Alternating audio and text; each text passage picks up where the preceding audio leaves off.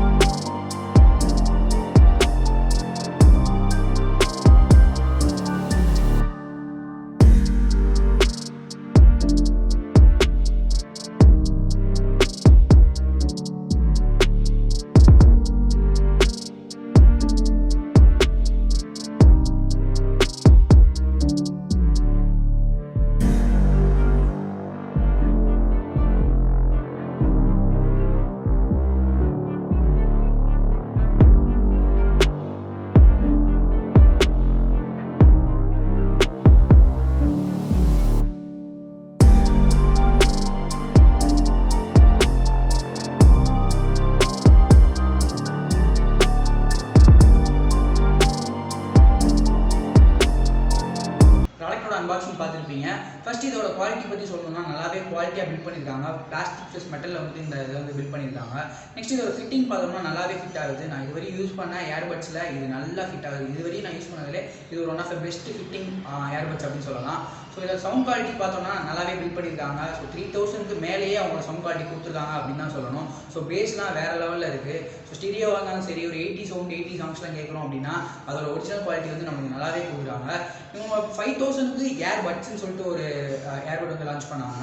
அதுக்கு இது கம்பேர் பண்ணும்போது ஈக்குவலாக தான் இருக்குது. ஸோ அது வந்து 5000 ப்ரைஸ் ரேஞ்சில், இது வந்து 3000 தான். ஸோ அதில் இருக்க சவுண்ட் குவாலிட்டி வந்து இதில் கொடுத்துருக்காங்க. நெக்ஸ்ட் இதோட பேட்டரி கெப்பாசிட்டி அப்படின்னு பார்த்தோம்னா ஏர்பட்ஸ்க்கு வந்து 40 mAh பேட்டரியும், அந்த பாக்ஸுக்கு வந்து 450 mAh பேட்டரியும் கொடுத்துருக்காங்க. ஒரு 10 minutes நீங்கள் சார்ஜ் பண்ணாலே 3 hours வரையும் மியூசிக் கேட்கலாம். ஓவராலாக 7 hours வரையும் அதில் வந்து மியூசிக் கேட்கலாம் அப்படின்னு சொல்லியிருக்காங்க.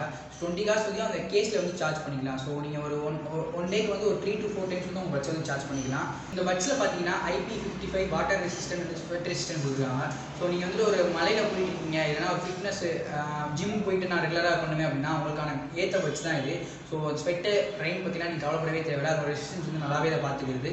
நெக்ஸ்ட் இந்த பட்ஸோட ஒர்க்கிங் அப்படின்னு பார்த்தோம்னா நம்ம ரைட் சைட் பட்டில் வந்து டபுள் டேப் பண்ணோம்னா நெக்ஸ்ட் சாங் போகுது. ஸோ நீங்கள் மியூசிக் கேட்டுனாலும் சரி, வீடியோ கேட்டுனாலும் சரி, டபுள் டேப் ரைட் சைட் பட்ஸில் பண்ணிங்கன்னா அது நெக்ஸ்ட் வீடியோக்கோ நெக்ஸ்ட் சாங் போகுது.